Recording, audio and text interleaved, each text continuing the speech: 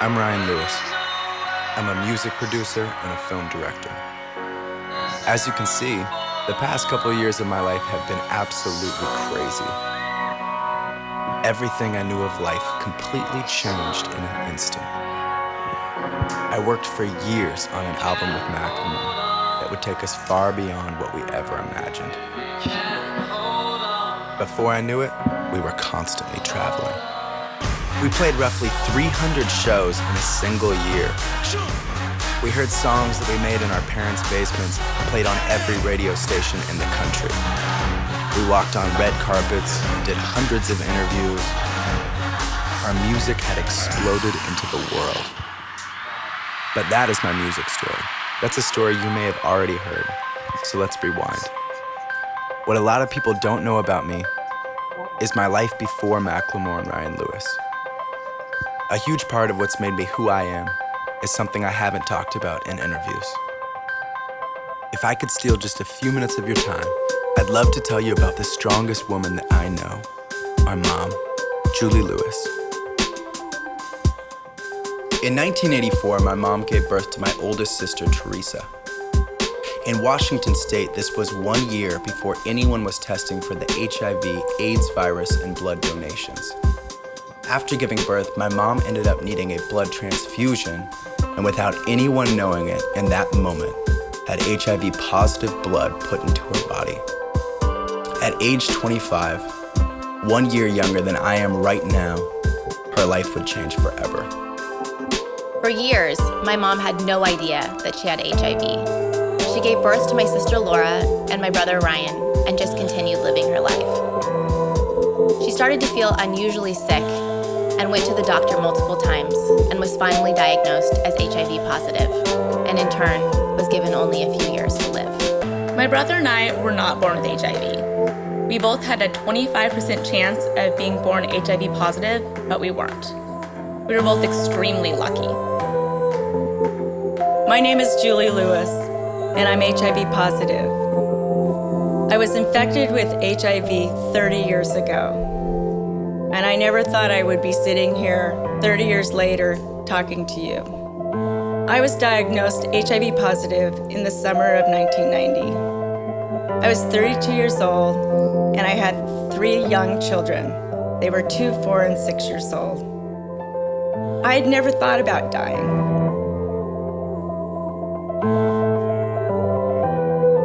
But you know what's amazing? My mom never died. She lived.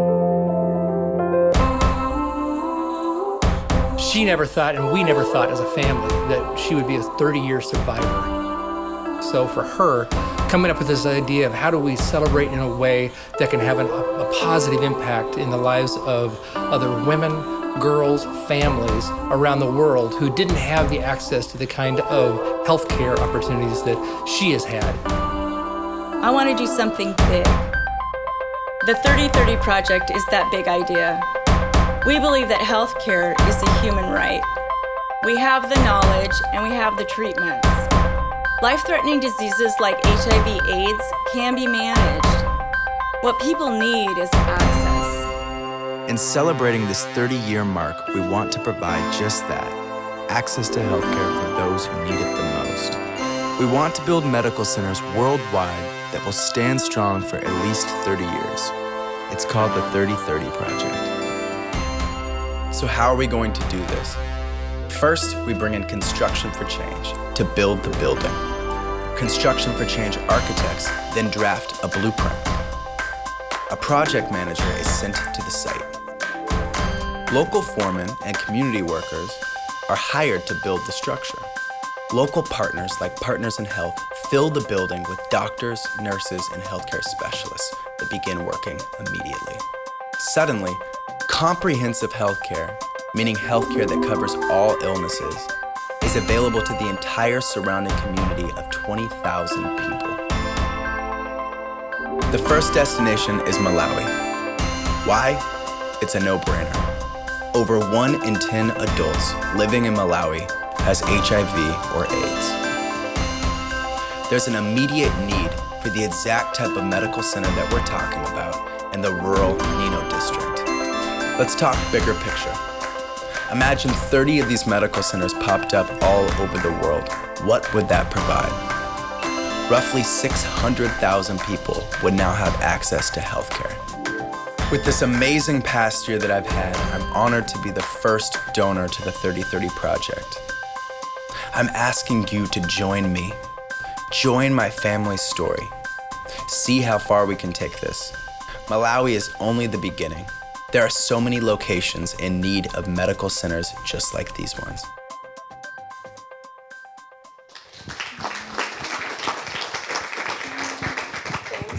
Thanks, Ryan, for that video. Well, thanks for having me, inviting me. Thanks, Rod. Yeah. I used to teach high school, and this reminds me of how everyone sits at the back first, and then there's no one hardly in the front. Anyway, well, I'm HIV positive, like the film said. I've been HIV positive for actually 32 years. 32 years is a long time, roughly 12,000 days. I've now taken around 60,000 pills to stay alive. So this morning I want to just transport you back in time for a few minutes to the early 1990s. Some of you were there. Long before Macklemore and Ryan Lewis, I was just a young mom with AIDS. Having been given 3 to 5 years to live, I joined a speakers bureau with about 15 other HIV positive people. I did this because I was really afraid that my own kids would suffer stigma and discrimination because of this disease that I had. And I really wanted to educate my community and lessen the fear that surrounded this disease. And to be honest, I experienced that fear the most from the healthcare community, from the very people who were there to keep me well. I once had a lab tech ask me if I could please swab my own throat because they didn't want to get that close to me. I went into the emergency room once with appendicitis, and 12 hours later, after my appendix had ruptured, did they finally find a surgeon who was willing to operate on an HIV positive person. My friend Shirley once said to me, "Let's just pretend it's cancer."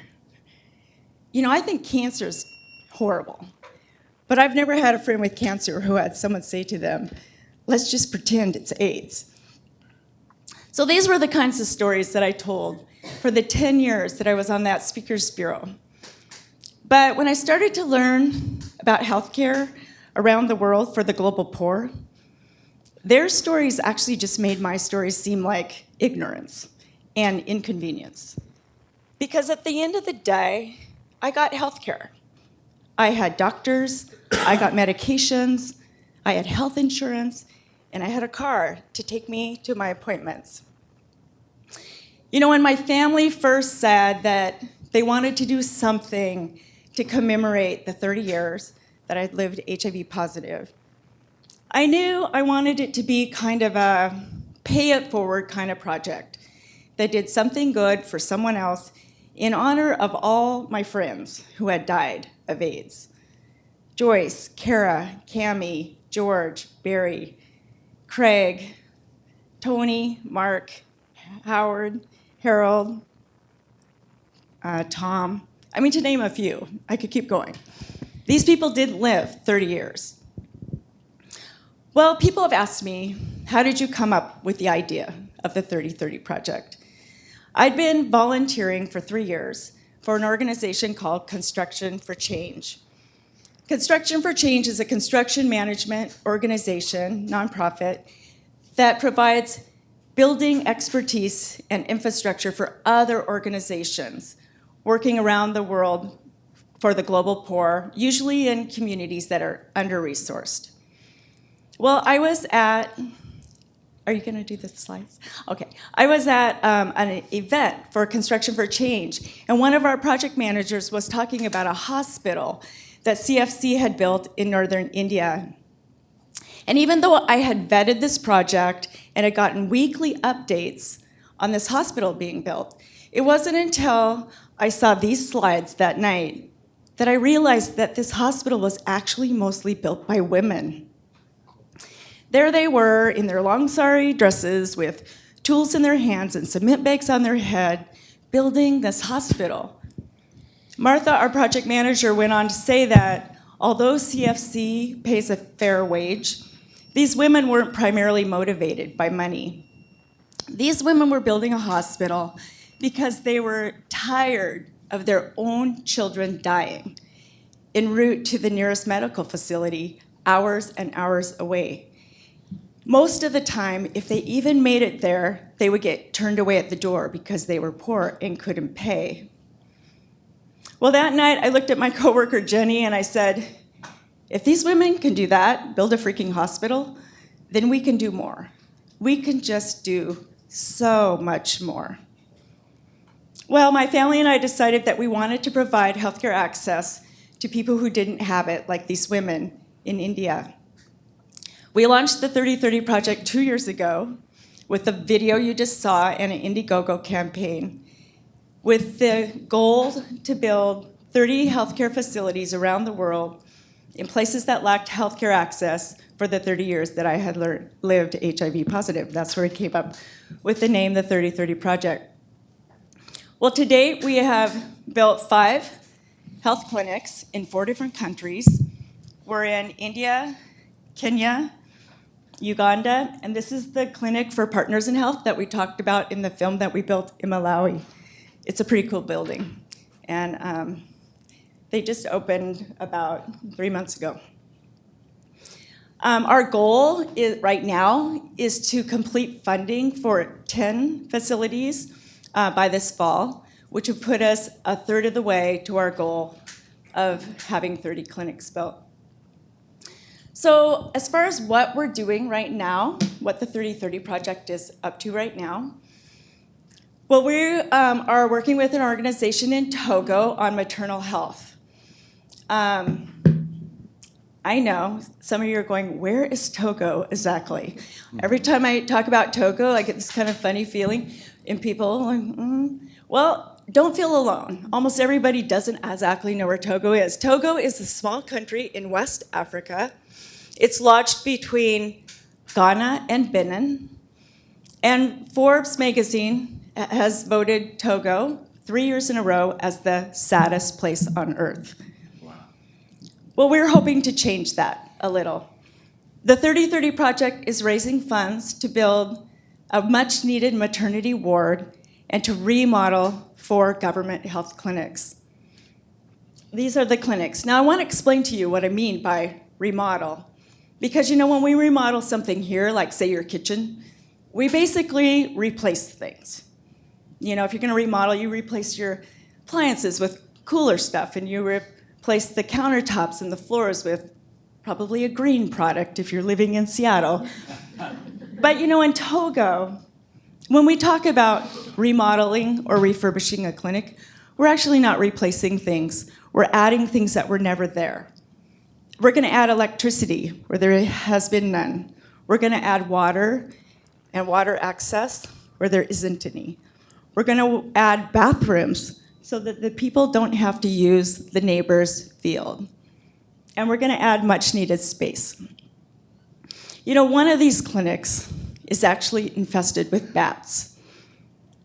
I can't even imagine taking my child to the doctor and having no electricity, no water, no bathrooms, and there's bat feces everywhere.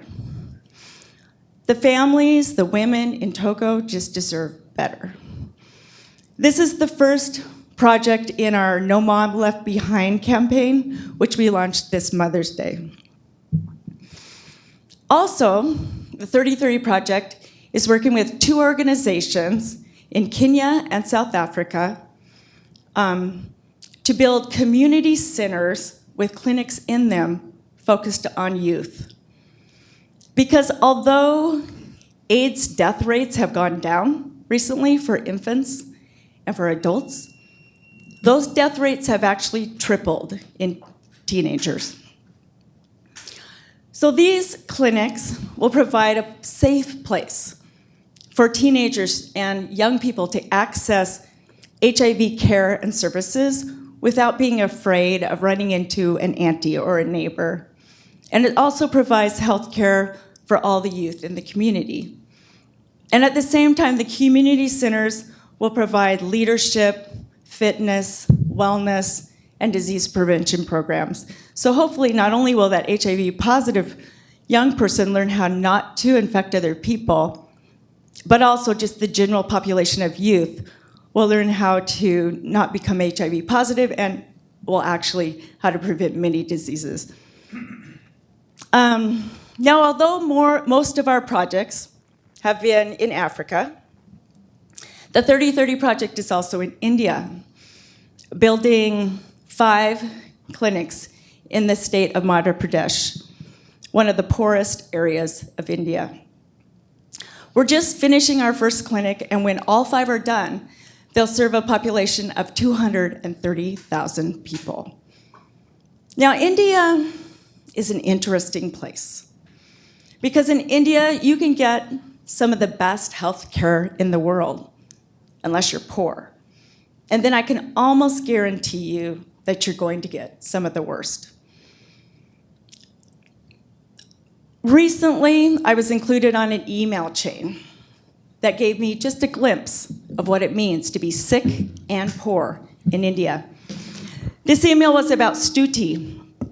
Stuti is a 15-year-old living in Delhi, and Stuti has multi-drug-resistant tuberculosis in her spine. So as spine doctors, I think you all know that that's called pot spine. Well, this email was long and intense, and it highlighted in bullet points the last 50 days in Stuti's life, being transferred in and out of medical facilities 14 times. Many times she was just met at the door by armed guards who wouldn't let her in because she's poor. Once she was admitted, only to be kicked out the next morning because they said there was someone else who had a better chance of survival and they needed her bed. Stuti needed at least 2 surgeries and was failing quickly. But I have to tell you, what caught my attention most in this email was the very last bullet point. The very last bullet point said, Stuti aspires to be a police officer. Stuti aspires to be a police officer. You know, if you were to ask me what the 3030 project is really about, it's about Stuti and the millions of Stutis around the world who have aspirations, who have dreams, and against all odds, have hopes for their future. Stuti hasn't lost her imagination, so I can't lose mine. I imagine a world where a person's health isn't dependent on where they live or on how much money they have. You know, these buildings that we build are so much more than just buildings. I mean, sure, they are a place where you can access comprehensive health care, but we build these in people's neighborhoods so they can also access primary care so that small thing doesn't become a life-threatening disease. And even better than that, I mean, I'm a health educator by profession. These are places where you can get vaccinations and disease prevention education so people don't even have to get sick. But on a wider scale, when we build a building in the communities where we build these buildings that are very poor, there is a huge economic boost to that community. These buildings provide jobs, and not just jobs for the people working in the building, but we hire a huge crew of people to build these buildings. And anytime you build a nice structure that people come to every day, many businesses spring up around the building. Even farther out from that, our building is often one of the only building in a community with electricity. So it's not unusual to find students studying there at night under the light. One of our partners actually ran a line from their generator under the road to the local school. So the school now has electricity. I was in Kenya last summer, and a man came up to me and he said, "You are now my children's new mother." Okay, that's like the weirdest thing anyone's ever said to me, I think. And I was like, "What do you mean?" And he said, "Well, my wife died of AIDS, and I had to quit my job to take care of her. And so we couldn't pay the fees for our kids to be in school. But I was fortunate to be hired on the construction crew to build this clinic. And now I've been hired as one of the groundskeepers, and my kids are back in school. These buildings are just so much more than buildings for these communities. Well, I'm going to leave you with this one little thing that happened lately.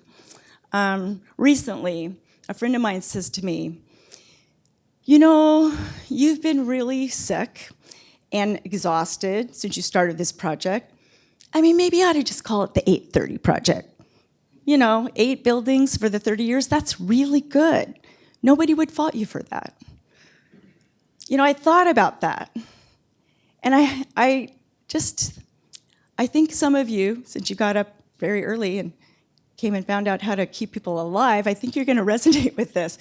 Sometimes when I hear something and I know that we can do something about it, I just have a hard time walking away from that.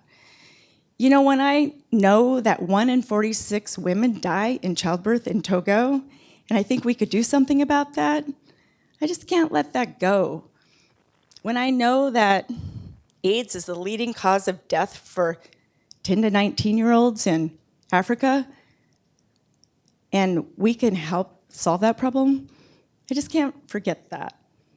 You know, when I know that 80% of rural Africa lacks healthcare access, and we can make a dent in that, I just can't walk away from that. I mean, just on a bigger level, and here in the US, once we freaking know that there's lead in the water in Flint, Michigan, we can't just forget that. We have to do something about that. The bottom line is, Stuti wants to be a police officer. That thought just kind of haunts me, because I know there's so many Stutis out there. So today, you know, if this is resonating with you and you want to get involved with the 3030 Project, you can contact us at 3030project.org, or if you're in the room, you can come up and chat with us later. But, you know, I just hope that you'll believe with us that healthcare is a human right. And I think we have a couple minutes for questions. So.